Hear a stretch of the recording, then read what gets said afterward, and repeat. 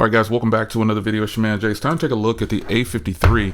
I was sitting around, I got some other phones coming in, and I thought, you know what? I think I missed out on a good device. So I'm going to go ahead and head over to Best Buy and buy the unlocked version, and then just go ahead and take it for a spin. So this is my first impressions of it here. I was skeptical at first, but I'm actually glad I got this. Wow, it's looking pretty nice. Now, unfortunately, Samsung has moved to not putting anything in the box.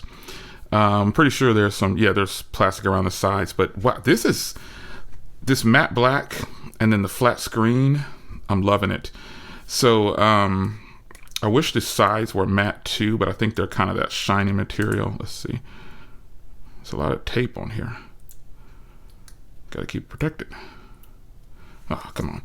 I'll take the tape off in just a second, but yeah, it's the shiny sides. But this is actually pretty nice. So I'm gonna go ahead and fire this up and get some first impressions for you guys. Now, unfortunately, there's nothing in the box, like I said, but just a SIM tool and a charging brick, or a charging cable. No charging brick, no headphones. And this is Samsung's A line. So surprisingly enough, you know, they've decided we're just going to play the game and say that we're saving the industry like other OEMs, which is just the silliest thing to me. So I'm going to get this set up, charged up, and of course, I'm going to fire up those cameras. Just first impressions of the hardware, though. It is a fingerprint magnet because it's black, but it is matte black on the back, but it has shiny sides. And I really wish they would have just kept it matte all the way around. It would have been really nice to do so. But you do have a 6.5-inch 1080p display. You can really see the bezels around the edge of the display. Somewhat uniform. It's fine with me. Let me grab my Ultra here, so you can kind of see a size comparison. So if you like the Ultra, you'll probably like this because it's got a little bit smaller display. And it's a little bit smaller overall, which is a nice footprint, which is what I like. And then here it is next to the OnePlus 10 Pro. And then I'll go ahead and grab the Pixel 5a as well, because these are all phones that are somewhat similar in size as far as these two go.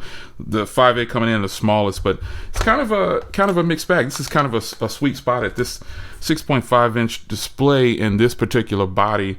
It feels pretty good. I really like it. So now let's put these aside, and you got this nice little camera setup on the back here. Curious to see how these are going to do. It does shoot in 4K on the front and the rear, so that's going to be interesting. Again, you know, Samsung has chosen to remove things from their devices and then charge $450 for this device. So I'll let you know if I think it's worth $450 after having it for a little bit of time. But I really just wanted to get this device because I hadn't purchased any devices in a long time, and I thought I got to get something that's been out for a little bit, but this somewhat affordable. This kind of competing with the Pixel 5a and the Pixel 6a in price. But this has an Exynos processor, and I'm really curious about that. It is a 5nm chip, folks. I mean, remember just last year, 5nm chips were ooh. So this should be a powerhouse, man. It's the Exynos chip too. So that's going to be interesting. But I guess only dislikes, like I said before, is that it doesn't come in any other colors. There's no headphone jack, and then it has these shiny sides. So let me get all my information in here, transfer my stuff from my Ultra, and then we're going to keep going here. Let's get it.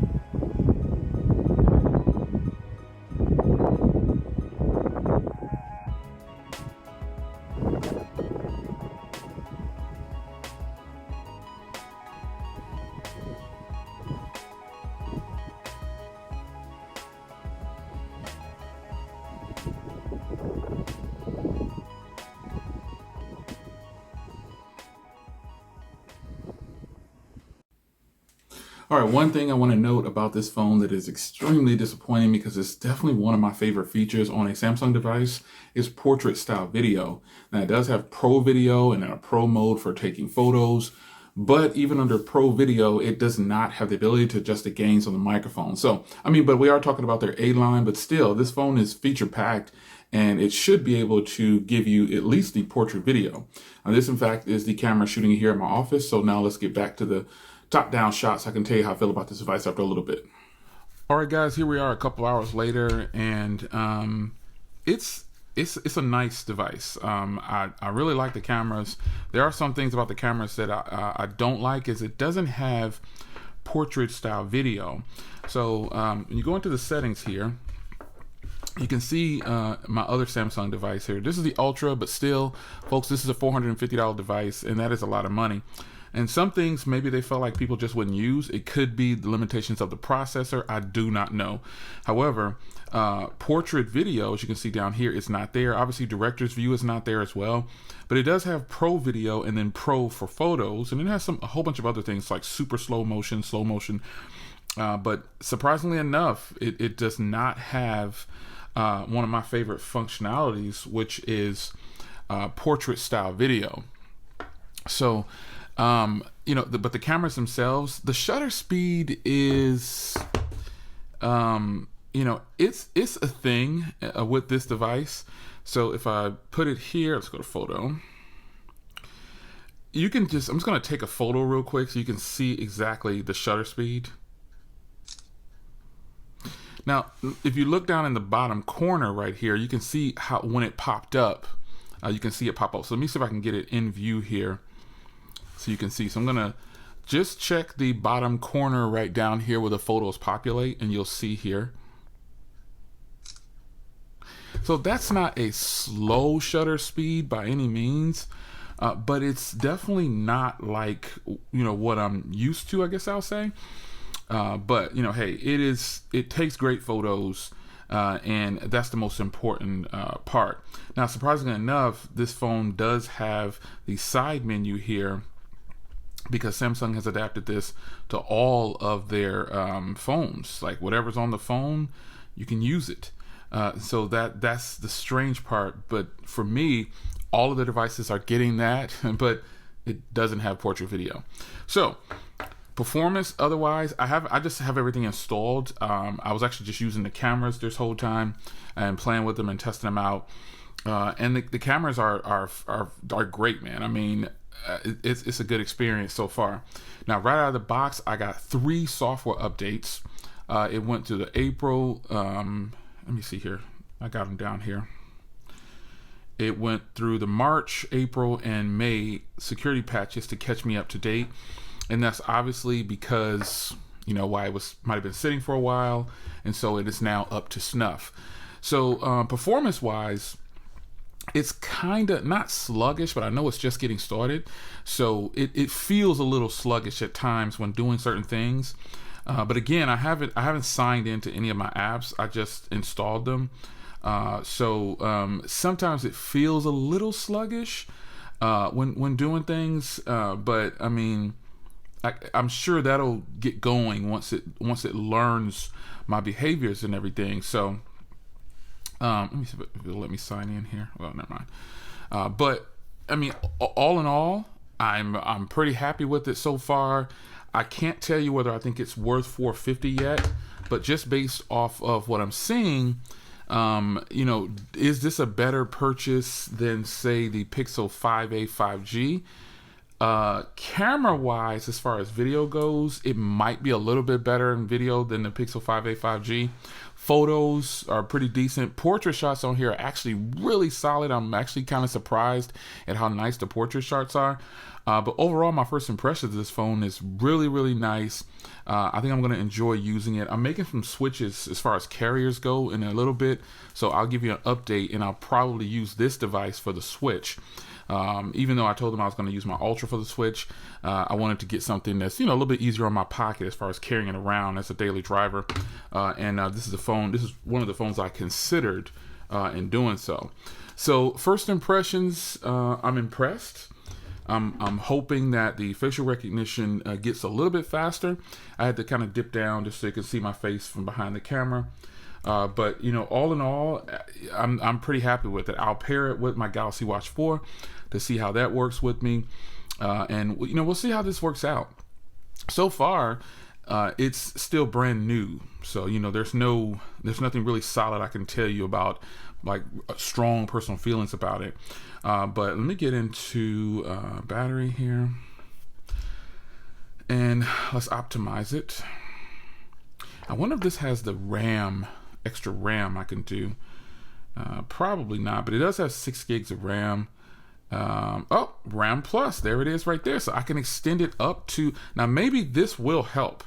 Right, it was set to 4 right there, so I was actually running 10 gigs of RAM, 4 gigs of virtual RAM. So we'll hope that works out. Let's hope that works out and gives me a smoother flow. But again, I know it's still brand new, so we'll see how this works out. But folks, this is just my first impressions of the Samsung Galaxy A53 5G.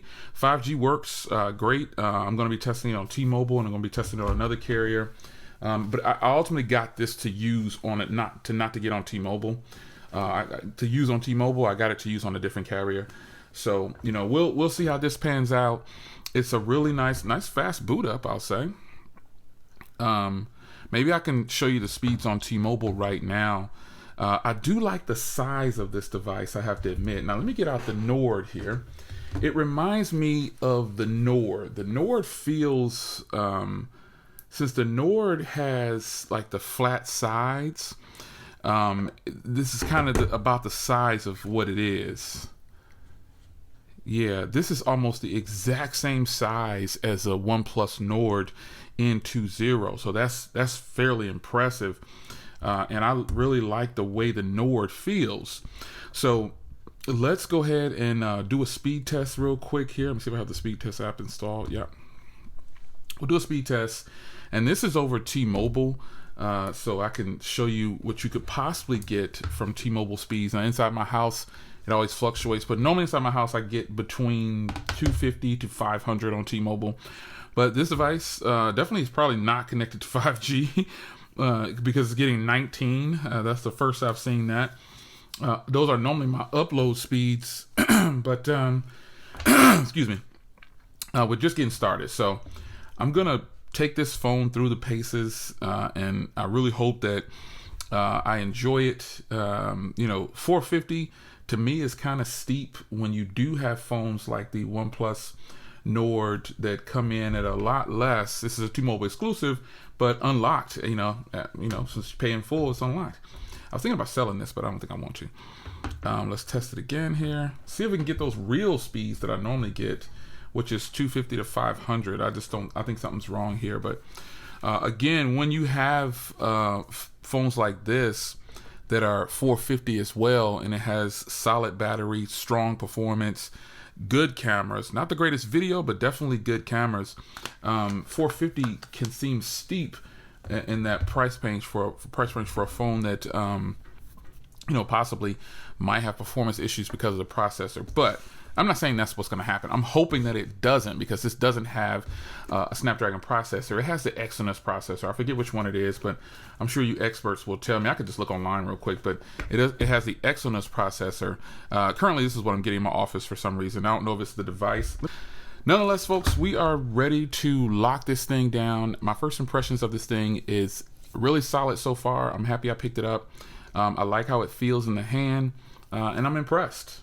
I'm impressed with it so far. I like the size of it. Again, it's about the same size as the OnePlus Nord N20.